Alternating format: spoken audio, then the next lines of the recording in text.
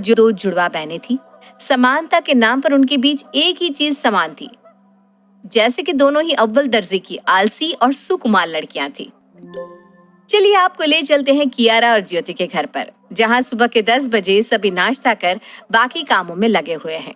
कियारा और ज्योति अपने कमरों में आराम से खर्राटे लेती हुई सो रही हैं। सुबह के 10 बज गए मम्मी जी, और ना ज्योति दी उठी है और ना ही कियारा दी। उनकी कॉलेज का टाइम हो गया है।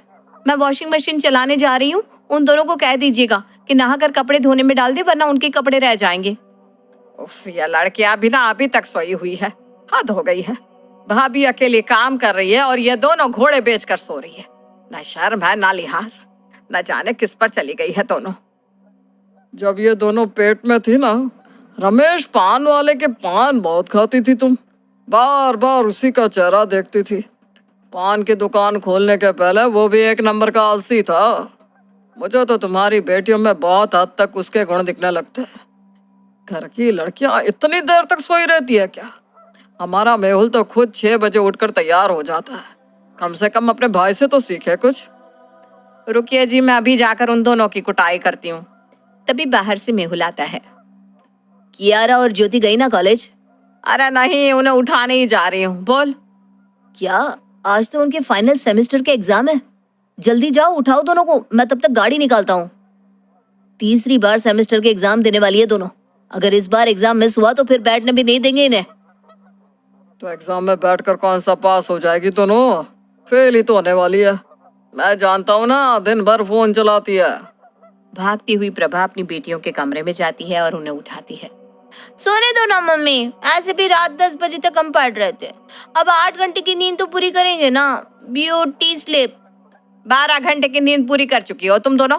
2 मिनट में तैयार हो जा, वरना अगर आज एग्जाम छूट गया तो एक ग्रेजुएशन की डिग्री भी नहीं होगी तुम लोगों के पास। पढ़ाई तो तुम दोनों करती नहीं, घर का काम तुम्हें आता नहीं।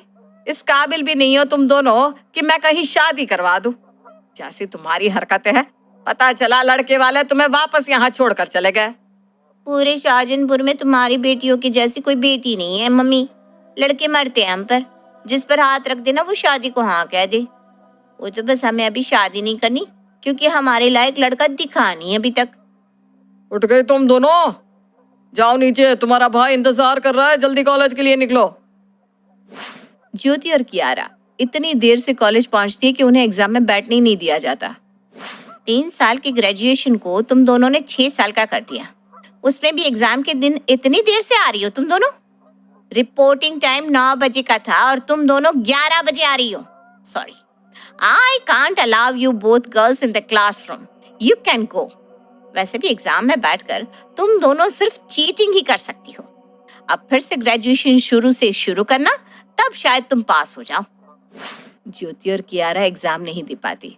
दोनों बहनों को मेहुल के साथ गाड़ी में वापस घर आना पड़ता है। तब रास्ते में कियारा कहती है, अरे ज्योति देख देख, ये रेस्टोरेंट तो यहाँ पहले नहीं था, लगता है नया खुला है। चलना यहाँ पर खा कर आते हैं। गाड़ी रोको ना भैया।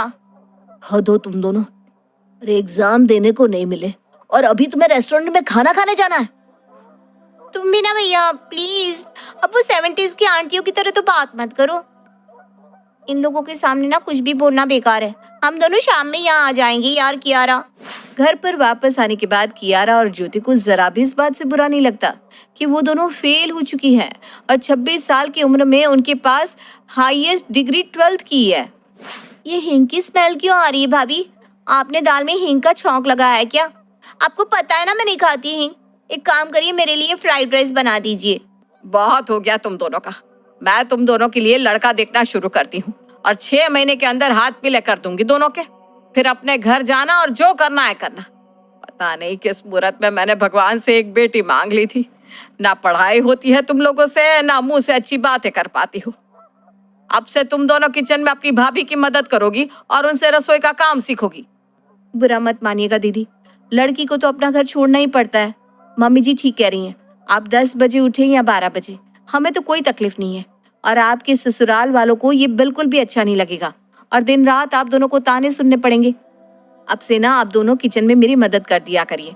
इससे आपकी शादी के लिए ट्रेनिंग भी हो जाएगी। और हाँ बहू, इन लोगों को इंट्रोडक्शन की ट्रेनिंग भी दे देना। इन्हें पता तो होना चाहिए कि लड़के वालों के सामने किस तरह से बर्ताव किया जाता है। वरना ये दोनों उन्हें भी भौं भौं कहकर भगा देंगी। और क्या था, जोरों शोरों से कियारा और ज्योति के लिए लड़के देखे जाने शुरू हो जाते हैं। जैसे ही शंकरी ताई को पता चलता है कि प्रभाकर जी अपनी बेटियों के लिए लड़के ढूंढ रहे हैं, तो वो फौरन वहां पहुंच जाती है। राम राम शिठानी, बताओ दोनों लड़कियों के हाथ पीले करने की सोच रही हो और मुझे भी खबर नहीं दी है? ऐसा कौन सा लड़का है जो मेरी नजरों से छिपा हुआ है? तराश कर ऐसा रिश्ता लेकर आऊंगी हमारी दोनों लड़कियों के लिए कि तुम दोनों जिंदगी भर मेरे नाम की माला जपती रहोगी। बस दोनों बच्चियों को पहनावे बदलने पड़ेंगे। ये फटी हुई जींस पहनकर लड़के वालों के सामने जाएगी तो होता होता रिश्ता भी टूट जाएगा। नहीं नहीं ताई जी, आप टेंशन मत लीजिए, कपड़े तो हम बदलवा देंगे, आप लड़के बताइए। तो फिर ठीक है, कल ही मैं 2-4 अच्छे रिश्ते चैट करके ज्योति और कियारा दोनों के लिए लेकर आती हूँ। दोनों ननदों की विदाई की तैयारी देखकर प्रज्ञा फूले नहीं समाती।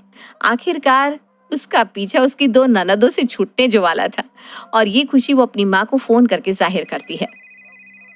तुझे कब बुद्धि आएगी मुझे नहीं पता, 2 नंदे हैं तेरी, साल की 6 महीने एक ननद तेरे पास बैठी रहेगी और बाकी 6 महीने दूसरी, तो कब तुझे अपने लिए फुर्सत मिलेगी? कभी तो अपनी बुद्धि के घोड़े दौड़ाया कर। मैं तो कहती हूँ एक ही घर में दोनों की शादी कर दे। अब आए दोनों साथ में जाए, उनके ससुराल वाले ज्यादा दिन तक दोनों को साथ छोड़ेंगे नहीं, तो बाकी के समय तो तू अकेले गुजार सकेगी ना।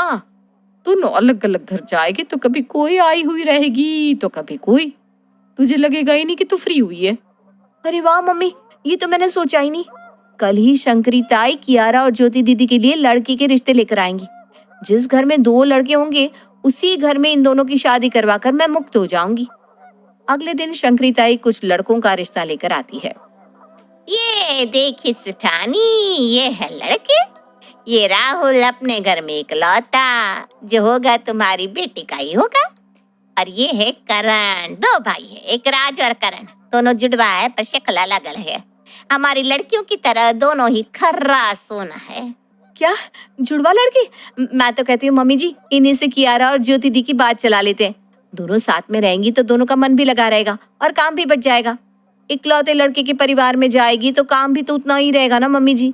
और अब पता नहीं जिस घर में जाएगी वहाँ कैसी सास मिले, कोई अपना तो होना चाहिए ना सहारे के लिए। ठीक कहा बहू तूने, मेरा तो अभी से कलेजा फटा जा रहा है।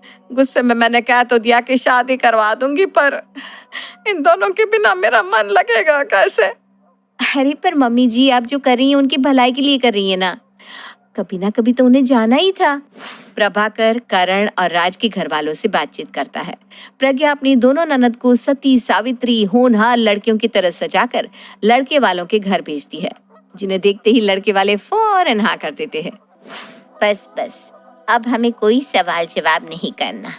भाग गई हमें दोनों लड़कियां, बस 2 जोड़ों में इन्हें हमारे हवाले कर दीजिए। बेटा जी, आप दोनों को मेरी बेटियों से कुछ पूछना है तो पूछ सकते हैं। क्या मम्मी जी, आप भी ना, आंटी जी ने कह दिया ना, अब अपनी माँ के आगे थोड़ी ना बोलेंगे दोनों। तो बस अब पंडित जी को बुलाकर अच्छी तारीख निकलवा कर दोनों की शादी कर देते हैं। और एक ही मंडप में ज्योति और कियारा राज और करण की बीवियां बनकर अपने ससुराल चली जाती हैं।